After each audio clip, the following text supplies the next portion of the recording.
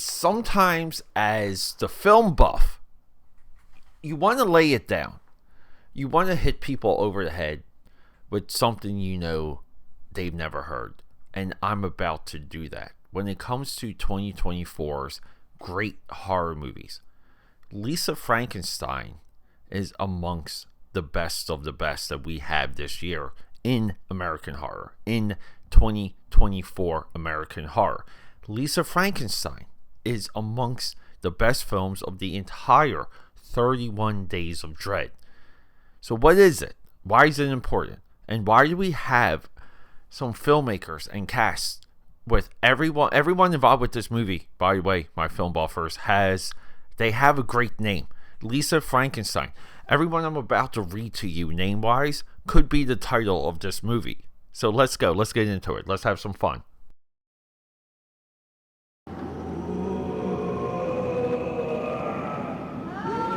It's October, and it's time for the 31 Days of Dread. This is where you get one horror movie a day for the entire month of October. That's how much we love horror. That's how much we love Halloween on the Film Buff Podcast. And here's the crazy thing. This is the longest running horror event in all of podcasting. So get ready. We're going to rock and roll. We're going to scare our socks off. And yes, we're going to be grabbing some candy, maybe some cereal. Let's go. Hey, here we go, AKAPADers. The movie you guys thought would never be on the 31 Days of Dread. The movie you guys thought would never make a list, let alone a best of 2024 list. Lisa Frankenstein. This movie cost $13 million. Box office, like $10 million, but we all know what that means, because I would assume the value of a movie goes up if it drops on Peacock, for example, and then Peacock gets a spike. This movie becomes somewhat of a regular Halloween view, where it kind of trends every single Halloween. The life cycle of that versus the money gained and the value, the monetary value added to the film. These are a lot of the things we don't know about streaming. But what's important about this film's budget is it's a completely professional looking movie. This movie just feels professional. It also feels like a lot of fun. For $13 million, that is money well spent. This is a movie designed for 4K viewership. That you can experience this movie at home and have it look amazing. A lot of films should be positioned the same way that Lisa Frankenstein is positioned.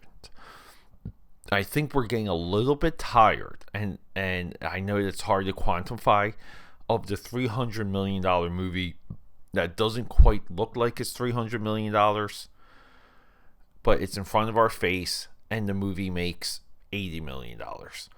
And we don't want our film studios and our production houses to go under. We don't want them to go out of business. We need movies. We need movie businesses. We need all this to be healthy. We can see the strain of the just the entire industry when what you would call a flop, when flops like that happen. We should have celebrations equally for successes like Lisa Frankenstein. Lisa Frankenstein is an absolute creative success.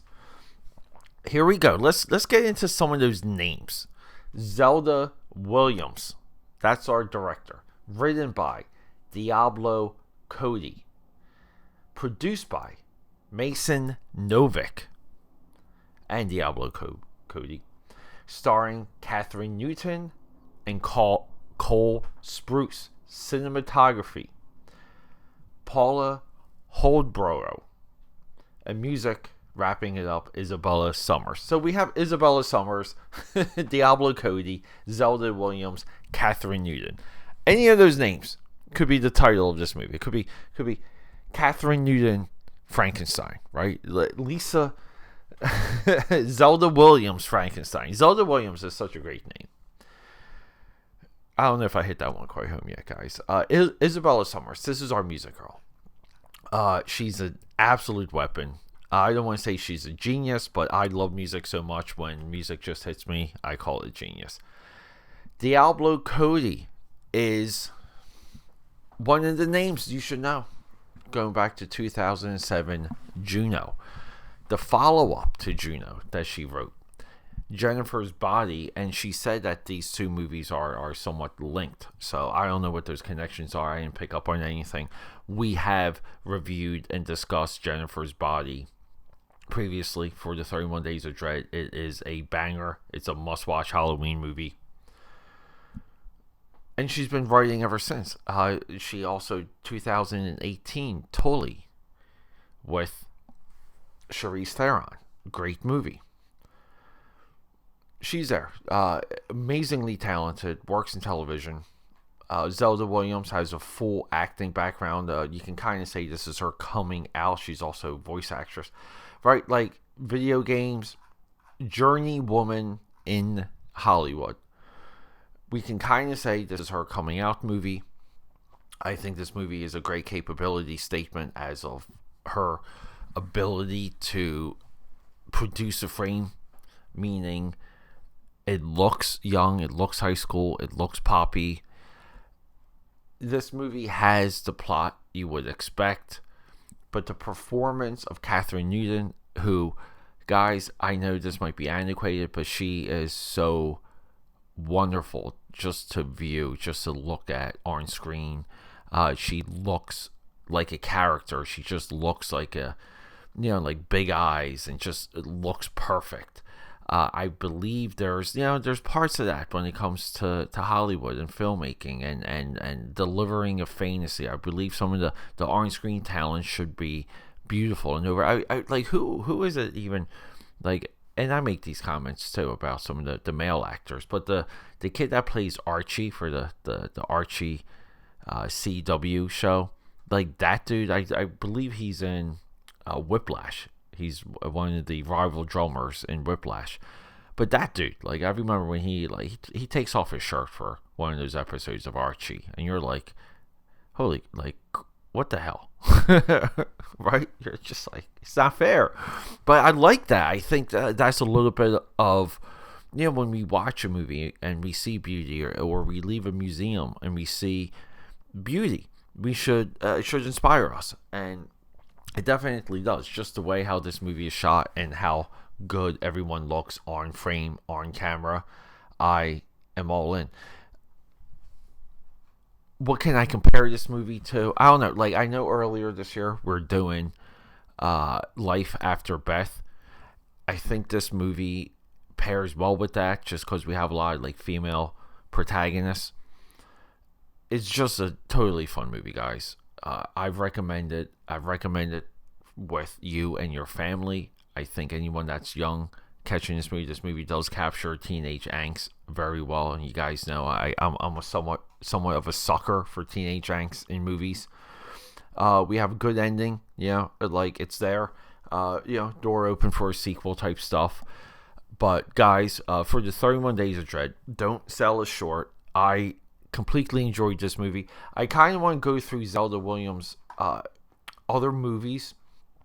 I know she's done a short film, and maybe we'll come back to this and we'll talk about the story a little bit more and what she does with story. But I'm really like kind of also into Diablo Cody, and when she says this movie's connected to Jennifer's Body, so we may be like exploring some of the people behind this movie in future episodes of the Film Buff podcast, to where we'll maybe delve into the story a little bit deeper.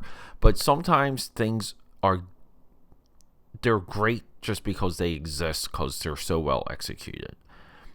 And not every movie we have to go through the plot, but sometimes it helps. But no, guys, expect more of a exploration for Lisa Frankenstein in future episodes. For the 31 Days of Dread, one of my favorite 2024 horror movies. Let's go.